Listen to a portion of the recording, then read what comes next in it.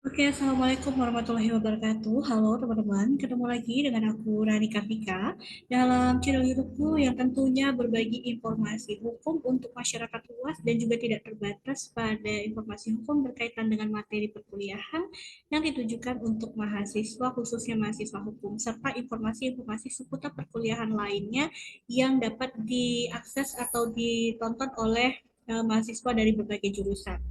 Nah, di video kali ini sesuai dengan postingan aku sebelumnya pada polling itu rata-rata mahasiswa itu berminat untuk menunggu videoku terkait dengan ide topik judul penelitian tugas akhir.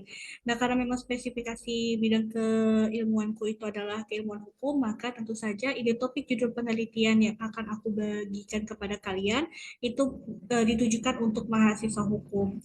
Nah, khususnya pada video ini adalah mahasiswa dengan mengambil konsentrasi hukum administrasi negara, maka kalian boleh banget untuk menyimak pembahasan ide-ide yang dapat aku share di sini. Karena sebelum-sebelumnya aku sudah membuat ide topik penelitian untuk judul skripsi mahasiswa konsentrasi hukum perdata, hukum pidana, hukum internasional, dan hukum tata negara. Sekarang gantian kita ke mahasiswa hukum administrasi negara.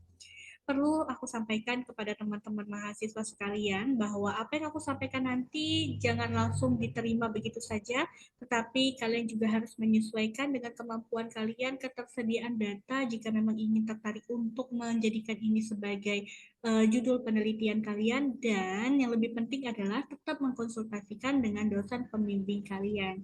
Begitu ya. Nah, apa aja ide topik judul penelitiannya? Aku nggak mau share banyak-banyak karena apa namanya ini bisa dijadikan beberapa part video ya. Jadi untuk video ini aku hanya membagikan 5 ide topik judul penelitiannya.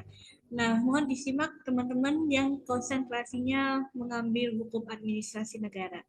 Ide topik judul penelitian tugas akhir yang pertama, kalian bisa coba untuk menganalisis terkait dengan tinjauan yuridis terhadap pengadaan tanah bagi kepentingan umum. Kalau mau ngambil sampelnya di kota mana, silahkan di kota kalian, itu juga boleh.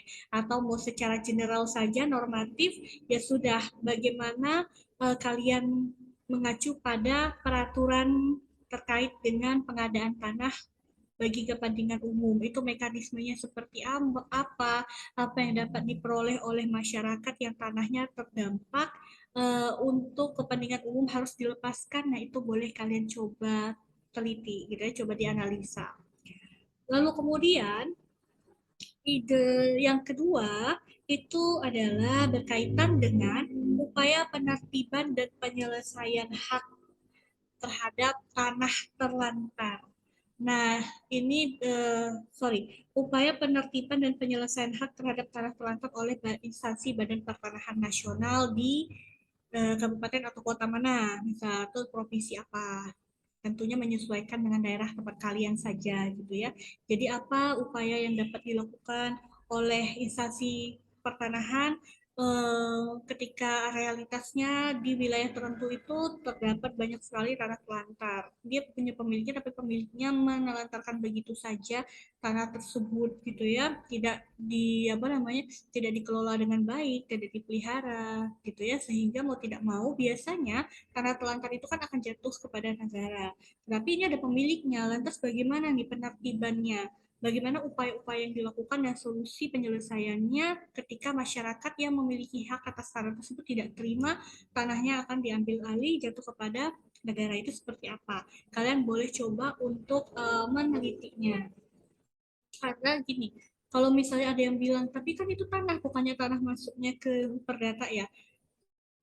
Proses kalau apa namanya biasanya hal yang berkaitan dengan keagrariaan atau pertanahan itu sebagian kampus fakultas hukum memasukkan konsentrasinya ke dalam bidang administrasi negara, teman-teman. Apalagi kalau ini berkaitan dengan peran lembaga atau badannya gitu ya, fungsinya, kewenangannya. Nah, itu biasanya dalam tataran administrasi negara bukan perdata ya, teman-teman.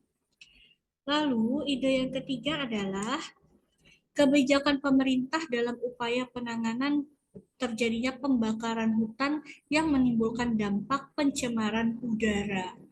Nah, ini kan di beberapa wilayah tertentu kerap terjadi ya pembakaran hutan secara besar-besaran yang mengakibatkan pencemaran udara. Sebenarnya pencemaran udaranya itu bahkan sampai ke negara tetangga misalnya apa terjadi. Nah, itu apa upaya kebijakan yang dibuat oleh pemerintah setempat untuk menangani hal tersebut gitu. Kalian boleh coba untuk menganalisisnya untuk menjadi tugas akhir kalian.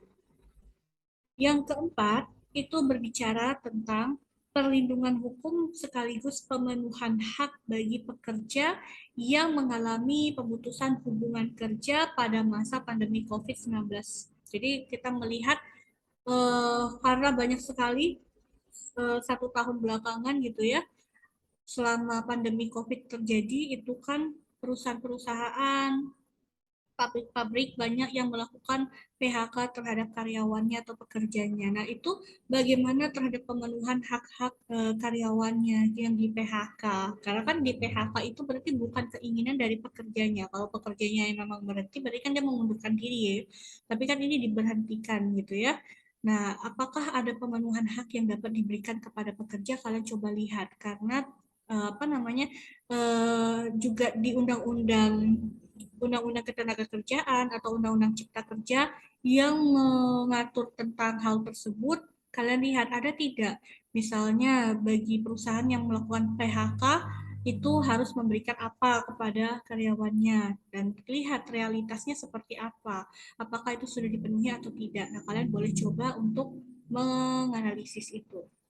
Terakhir, teman-teman, berbicara tentang peran pemerintah daerah dalam pemulihan ekonomi pada sektor X. Saya bilang X di sini nanti sesuaikan ya.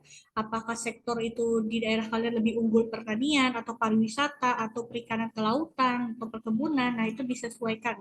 X-nya itu diganti dengan sektor tersebut. Saya ulangi, peran pemerintah daerah dalam pemulihan ekonomi melalui sektor X dalam rangka upaya peningkatan perekonomian daerahnya. Nah, itu kalian boleh untuk menganalisis. Sekali lagi, sektor X itu disesuaikan dengan wilayah yang akan kalian jadikan sebagai lokasi penelitian itu di mana gitu ya, dan keunggulan daerah itu apa, lalu kaitkan dengan apa upaya yang dapat dilakukan oleh Pemda setempat untuk meningkatkan sekaligus melakukan pemulihan dari sisi perekonomian masyarakat di wilayah tersebut. Oke, mungkin itu saja untuk teman-teman konsentrasi hukum administrasi negara, ide topik penelitian yang dapat aku bagikan. Kalaupun ada, aku masih simpan untuk selanjutnya gitu ya di part berikutnya video ini.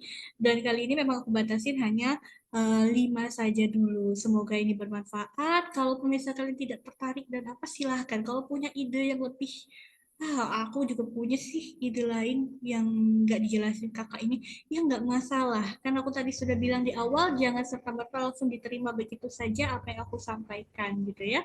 Dan boleh juga di-share sekali lagi. Siapa tahu ada teman kalian yang ngambil hukum administrasi negara, terus dia mumet, lagi stuck, nggak tahu mau neliti tentang apa. Nah, tolong di-share aja video ini, siapa tahu dapat sedikit meringankan beban pikirannya gitu ya, terbuka wawasannya. Oke, terima kasih. Assalamualaikum warahmatullahi wabarakatuh.